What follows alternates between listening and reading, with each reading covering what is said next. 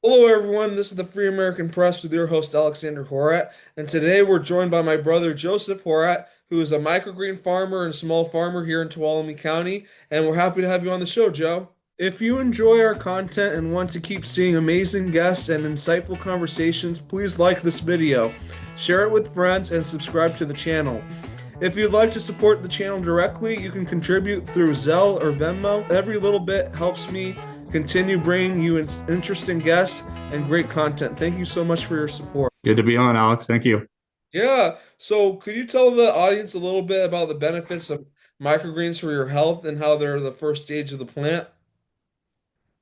Yeah, so I guess I could start how I got into microgreens. Yeah. Yeah, so the origins kind of behind that. Mainly at the time, I was, say, about my very early 20s and was going to school and working a job with a pest control company and was having a baby on the way, my first daughter. And I started thinking about, my own health and getting healthier and stuff like that, and trying to feel better. Um, and yeah, at school, I was doing a course, my EMR course and EMT course to be possibly be an EMT at the time was what I was thinking.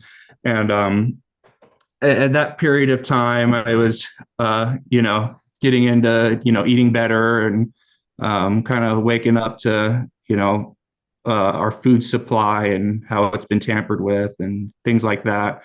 And came across this little section in the EMT book. I remember is this one little section talking about herbs and the benefits of these different herbs and what they're used for, medicinally, and what they help with, what ailments and stuff. And that kind of made me go down a rabbit hole of like Chinese medicine and Ayurvedic medicine and stuff like that. That's pretty interesting stuff. And yeah, that kind of opened up a whole thing, I guess, dabbling in Ayurvedic medicine and, diet and then I started feeling a lot better and eating better, cutting out process, waking up to, the processed junk, how it's, it messes with your, hormone system, your immune system, a whole array of things. Um, and I guess short story. I think it was that kind of avenue I was going into that made the switch. So I was working this kind of dead end job with the pest control place, um, and didn't really. I wasn't very healthy when I was working there. Okay, uh, wasn't a fun job, and didn't really like it, and so that transition, I think it was, and that's when I went to the EMR class and that, and then so I was just going to school full time, and also had to figure out an income, and I knew I didn't want to work this other job, and I just happened to come across microgreens, and I know some of my friends are farmers already, and talking to them and just took the dive into the microgreens, watched a lot of YouTube videos and stuff like that, and just went head first with it. And just I started doing those in my apartment at the time, just a couple racks in my kitchen, um, and just started it from basically nothing, and then started in the apartment. Then we moved to a townhome and converted the garage into a microgreen. The whole garage was one big greenhouse, basically. I've done it in shipping containers. I've done it. I've always made it happen. And anyway, yeah. So that's how we kind of delve into that and got into a really good community here with some farmers and um, it's been a good journey. It's been you know, being self-employed. Yeah, it has its perks and, but yeah. So anyway, that's kind of the origination of all that. Yeah, can you explain to the audience for people who don't know what a microgreen is and also some of the health benefits in connection to those? Yeah, so microgreens are basically the vegetable or the herb at the 2 week stage, give or take. And at this particular stage, they're the most nutrient dense and the most flavorful.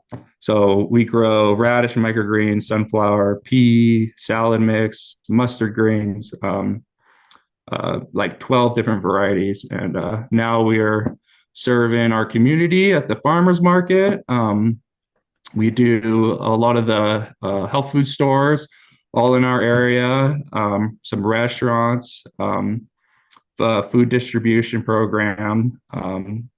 And yeah, no, we've been doing it for about, say about 7 years almost now, 6, 7 years.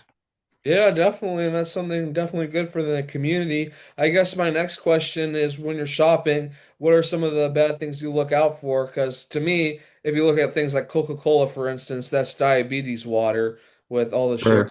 all the stuff in there. So I just want to see what are some of the key things you look out for and basically choosing what you shop for. Yeah, so it was, a process really learning, what all goes into the food supply. And unfortunately, most of our food is, processed. Just it's not shouldn't even be considered food. Um, but yeah, I at that time when I was really getting into it and learning a lot, I was learning a lot about Ayurvedic medicine and Chinese medicine and stuff like that, which is really fascinating for anybody who wants to go down that rabbit hole and get into that. But yeah, so the food supply, realizing that you know it's we really should be eating real food, Right. food that doesn't have to go through this whole entire process till it gets into this bag or box or whatever it is. And that was the main thing. So cutting out processed food, that made me feel and my family a lot better. Being more mindful of little things, obviously, okay, cut out the junk, being more mindful of drinking more water, taking adaptogenic herbs and supplements and foundational things that can really, improve your day-to-day life. Just simple things, and I think it's more about there's a lot of different diet trends and keto, carnivore, paleo, whatever, which are all good. Some people, I've done them all. Done carnivore, keto. At one point, went like full like vegetarian. Um, so I've dabbled in all of it. I think the most cohesive way to go about it is just cutting out the processed junk, anything processed, making your food as much as you can, um, limiting going out to eat, and that'll save you money and be better for you anyway. You get to save a buck. Um, but yeah, so I say like the key things to feeling better and looking better and all that is just what you're not intaking rather than what a particular diet like I have to eat whatever 10 avocados and whatever 5 of this and this and that and still eating other junk like it counterbalances stuff. Right. So it's just more about like what you're not eating than what you're eating, if that makes sense. If you get the point Yeah, I'm the trying to say. elimination diet. I think the elimination diet's a good way to find Yep. what works for you. So basically, you found yourself to be on a more paleo diet, kind of that way. I guess. just a diet that's you know, get lots of protein. I like protein. I don't have a problem with protein. So, steak, grass-fed finished steak, stuff like that. Just real stuff, real butter, real, cheese, real vegetables, real, eggs, real, this, that, and it's simple. It makes it simple. And if you're not, eating in a horrible surplus, then, and you're moving, doing things, with some mindset of, I gotta stay active, and, so, you don't have to be dogmatic in, one particular diet unless like as far as like an elimination diet or like say like for carnivore. So carnivore it would be and all these diets they all have they're all good starting points if you need that really defined program. It's a good place to start. All of these the elimination diet. So like with keto you can only eat these certain things in which helps cutting out everything else obviously. So Yeah, it definitely seems to me that the keto diet's good because it cuts out all sugars. And see, oh, what I was gonna say was so like anybody struggling with like autoimmune stuff and things like that, and like a hard elimination diet, like starting from like say carnivore, where you're literally just eating grass finished, steaks, and you're not doing butter, you're not doing, dairy, you're not doing anything. It's just literally steak, water.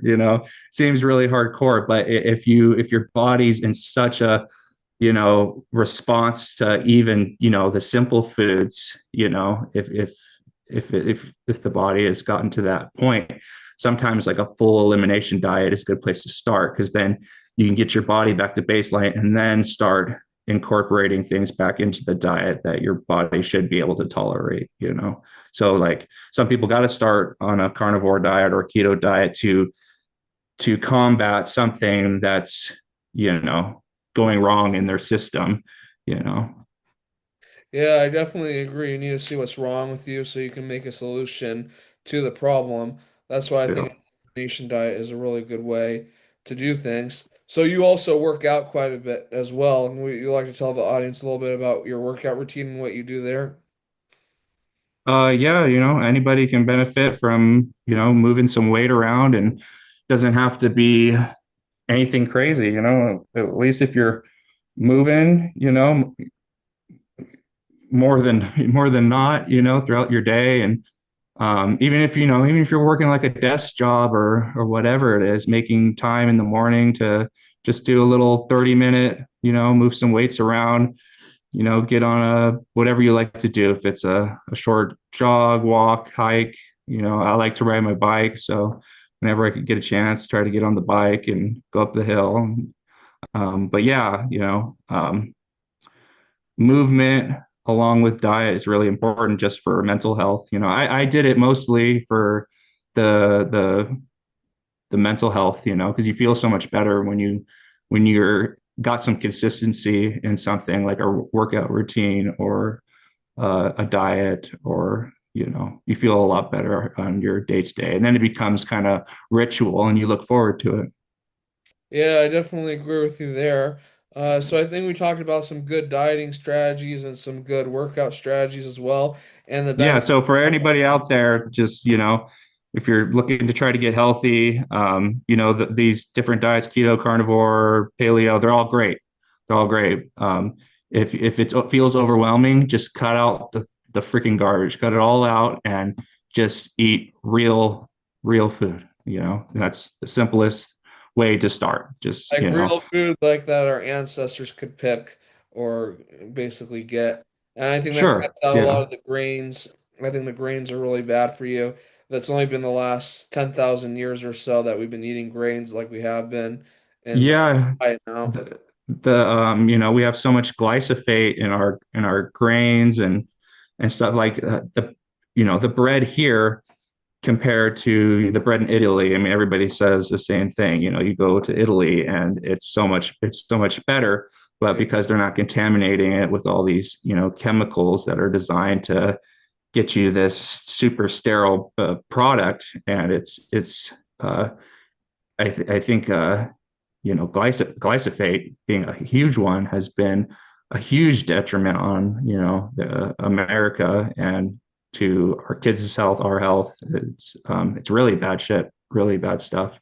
And glyphosate's only one of many things that they use in, you know, big agricultural, you know, things like that. So yeah, so even, you know, even there's some nuances, even the real food, you know, if you buy, you know, I got really anal about it all. You know, I made sure that any type of, I can't even do grains anymore. I have Hashimoto, so I stay away from grains of anything, and breads, definitely don't eat bread anymore. I feel way better for it not eating bread, that's for sure. I don't miss it. They Yeah. got good gluten-free stuff these days on, you know, on the gluten-free thing, True. but it's just because our stuff is so contaminated, you know. And it's like, oh, they don't have gluten-free people in, you know, in Italy or what. Well, you know, our we've been so tampered with, you know, on our immune system and hormonal system, and you know, our cells, and it destroys, you know, like it destroys you like on a cellular level, you know, the when you eat this stuff for your whole life, you know. Yeah, I definitely agree with you there. So, can you explain to the audience what glyphosate is, to people who maybe have never heard that term before? Yeah, so I'll probably butcher it, but glyphosate basically is a chemical they use, you know, in big ag to spray the crops and to yield a particular, you know, sort of refinement end product that you know, so they don't gotta, so they always get the same product every time, you know. No, it kills everything, it kills everything but whatever is genetically made not to kill, which is, you know, the this, yeah, but it's not natural by any means. So, you know, they want this super reproducible product at the cost of, you know, everybody's health. And it's yeah, it's crazy.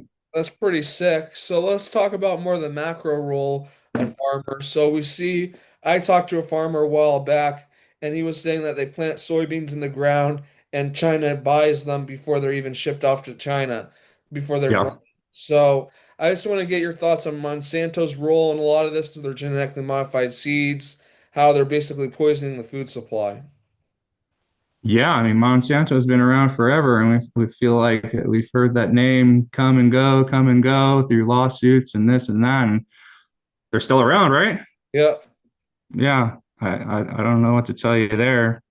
Just don't eat the shit, you Yeah. know, because it doesn't seem like, you know, you can kill these monoliths of freaking companies. You know, there's no getting rid of them unless, you know, there's just too much money involved. That they're just, you know, it's just don't eat it. It's the I best definitely advice I got. agree. I definitely agree. And they spray all these chemicals. If a chemical can kill a bug, it can definitely kill you in the long term. Is the way I think. Or just disrupt your hormones, disrupt your immune system. We're talking about, you know, like we were talking about the other night about the slow cook of a frog. You know, it's and you know, I could foresee this, you know, messing with our genetic pool as like a whole, you know, as a people in general, you know, generation after generation, if we continue to go this way with agriculture and stuff. So, you know, best thing you can do is try to source local, get to know your farmers. That's one thing I'm very blessed to be a part of is, you know, knowing, you know, I can always go and get some food and know exactly where it came from and how the animal was raised and what went into it. And that's nice. And not everybody has that, but you do the best you can. You know, you just do the best you can. And you have to get educated and these type of things because tons of healthy stuff can get passed off as healthy. Oh, this is healthy, but you really got to know what to look for, know how to read labels. Reading labels is huge. If it's got more than like five ingredients, you probably shouldn't eat it. Um, so it is annoying, but it helps. It helps once after the overwhelm settles and you get a rhythm for it, and it starts becoming easier to just and be generally healthier food Yeah, choices. and it's great you know where these animals are coming from because in a lot of animals you don't know what they're pumping into them, like growth hormone and all this other stuff. That's very bad for humans, I think. And we Yeah. also see plastics, they're finding plastics in the bloodstream now through like those plastic water bottles and stuff and everything like that. So that's also another big issue.